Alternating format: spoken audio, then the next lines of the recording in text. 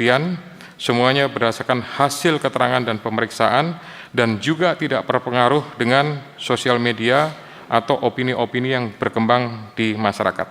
Jika diizinkan, mungkin ada pimpinan lain mau menambahkan. Terima kasih. Terima kasih pimpinan. Pertama, saya menambahkan bahwa upaya di Makassar itu kita sudah lakukan secara koordinasi supaya datang.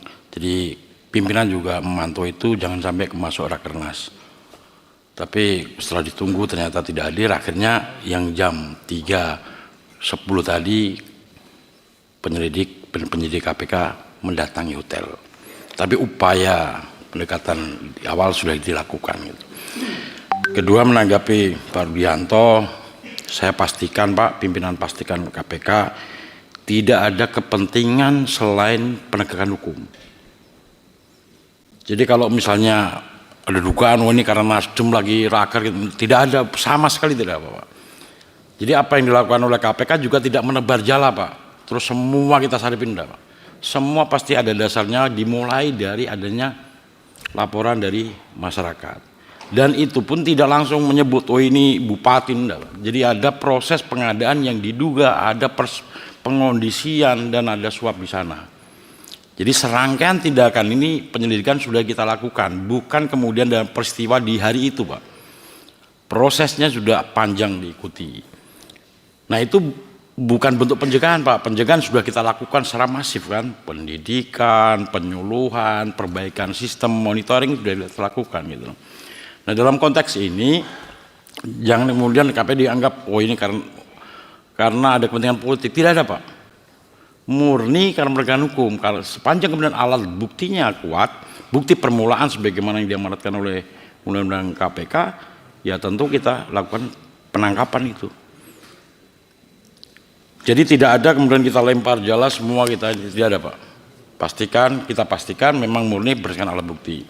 Kemudian saya menambah juga apa yang disampaikan oleh Pak Nasir, KPK juga tidak terbawa misalnya di medsos terkait penanganan perkara CSR BI secara serta-merta kemudian terbawa itu. Tentu didasarkan kepada alat bukti yang ada. Tidak serta-merta apa yang disampaikan oleh mungkin yang dimaksud Pak Nasir, ada salah satu tersangka, oh ini semua dapat, kemudian serta-merta kita proses dalam konteks menjadikan tersangka. Tentu semua berdasarkan alat bukti. Apakah kemudian penerima CSR itu telah menggunakan sebagaimana peruntukannya? Ataukah kemudian digunakan seperti yang sudah kita tetapkan tersangka, yaitu untuk kepentingan pribadi?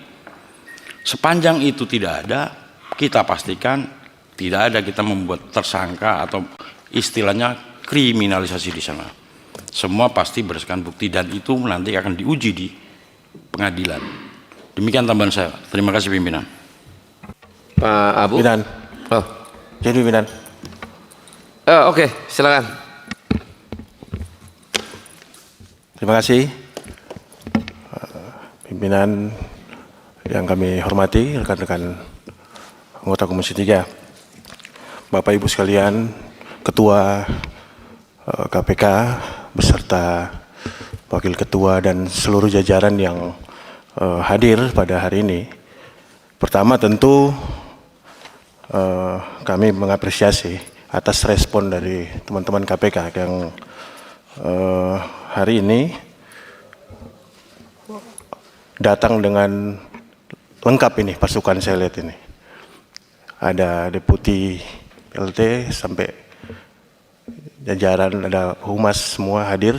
Jadi tentu ini rapat ini dianggap tentu penting karena skuadnya cukup lengkap yang hadir. Yang kedua, tadi disampaikan poin-poin masukan terkait KUHP.